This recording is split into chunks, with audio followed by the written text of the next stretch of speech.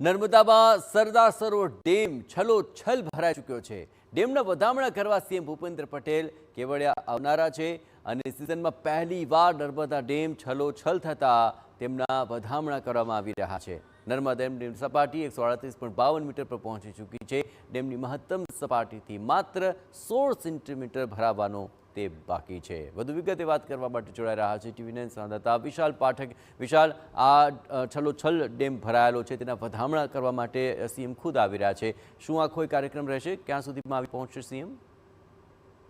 નર્મદા ડેમના વધામણા કરવા માટે સીએમ લગભગ 4 થી 4:30 ગાળામાં નર્મદા નીરના વધામણા કરે। વાત કરીએ નર્મદા ડેમ જો ભરાવાની વાત કરીએ તો ગત વર્ષની જો વાત કરીએ તો ગત વર્ષે 1 ઓક્ટોબર એટલે કે 1 ઓક્ટોબરના દિવસ 2024ના દિવસે જ નર્મદા ડેમ ભરાયો હતો અને આ વખતે પણ 1 ઓક્ટોબરના દિવસે નર્મદા ડેમ ભરાયો છે। ગયા વર્ષે પણ નવરાત્રીનો સમય હતો, આ વખતે પણ નવરાત્રીનો સમય છે અને આમ જોવા જઈએ તો દર વર્ષે સપ્ટેમ્બર મહિનામાં નર્મદા ડેમ ભરાતો હોય છે, પરંતુ જ્યારે 2023માં જ્યારે ફ્લડ આવ્યું હતું ત્યારબાદથી નર્મદા ડેમ ભરાવાનો જે સમય છે એને લંબાવી દેવામાં આવ્યો છે અને આ વખતે પણ નર્મદા નીરના વધામણા કરવા માટે મુખ્યમંત્રી ભૂપેન્દ્ર પટેલ સાંજે 4 વાગે નર્મદા ડેમ ખાતે આવશે અને ત્યારબાદ નર્મદા નીરના વધામણા કરશે, જેમાં નર્મદાના જે નીર છે એ નીરની આરતી કરશે, નારિયેળ ચડાવશે અને ત્યારબાદ એક પ્રકારની આખી એક પૂજા રહેશે।